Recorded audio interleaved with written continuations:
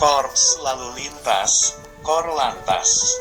Polri akan menambah kapasitas jalan untuk menghadapi arus mudik dan balik Lebaran 2023 dengan menerapkan rekayasa lalu lintas, one way, dan kontraflow.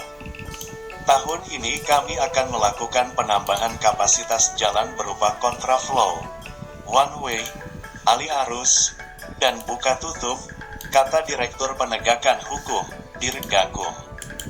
Korlantas Polri, Brigjen Aan Suhanan, saat diskusi publik di Jakarta. Aan menjelaskan pemberlakuan kontraflow ini dilakukan secara situasional guna mengantisipasi kepadatan arus lalu lintas di sekitar rest area dan gangguan pada jalur-jalur tertentu. Kontraflow untuk dilaksanakan dari mulai KM 47 Tol Jakarta Cikampek sampai dengan KM 72 Tol Cipali, jelasnya. Sementara rekayasa one way akan dilaksanakan dari KM 72 Tol Cipali sampai dengan KM 414 Gerbang Tol GT Kali Kangkung. Lalu di KM 42 sampai dengan KM 442 Tol Semarang Bawen. Selain itu, pemberlakuan alih arus dan buka tutup juga akan dilakukan pada ruas tol fungsional Cisumdawu apabila terdapat kepadatan di GT Cimalaka. Ketika kepadatan terjadi, kendaraan akan dialihkan melalui pintu exit Sumedang.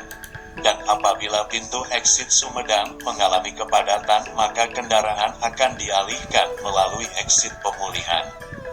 Aan juga meminta Ditlantas Polda untuk membuat rekayasa lalu lintas yang akan dilalui pemudik agar arus lalu lintas masyarakat lancar.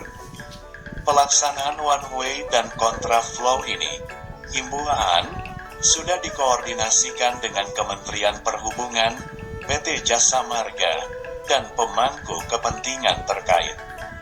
Jadwal kontraflow arus balik sendiri akan dilakukan mulai tanggal 18 April pukul 14 waktu Indonesia Barat sampai pukul 24 waktu Indonesia Barat, dan dilanjutkan pada tanggal 19 hingga tanggal 21 April dari pukul 8 waktu Indonesia Barat sampai pukul 24 waktu Indonesia Barat.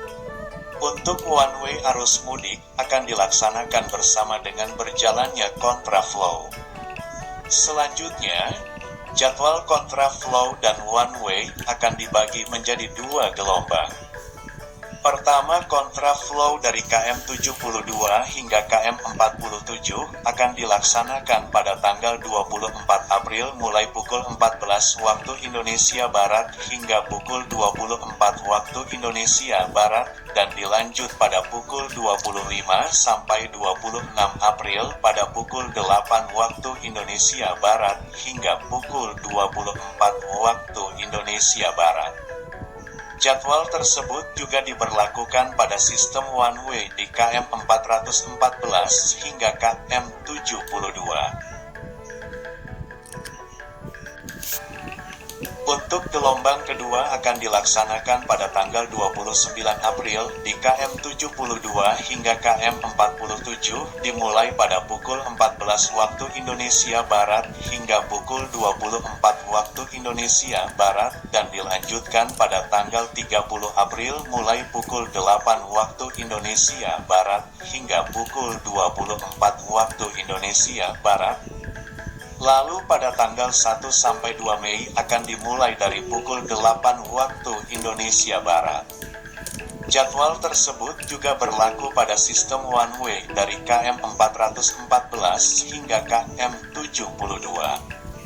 Pemerintah memprediksi akan ada 123,8 juta masyarakat yang melakukan perjalanan pada saat libur Lebaran atau meningkat sebanyak 44% dari tahun 2022. Lalu, pemerintah juga memperkirakan akan ada 99,22 juta orang yang akan menggunakan transportasi darat, dengan rincian 27,32 juta orang, 22,07%, menggunakan mobil pribadi, 25,13 juta orang, 20,3%, akan menggunakan sepeda motor.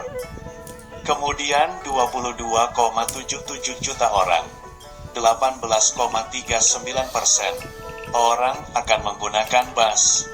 14,47 juta orang, 11,69%, orang akan menggunakan kereta api antar kota. Dan 9,53 juta orang, 7,7%, akan menggunakan mobil sewa.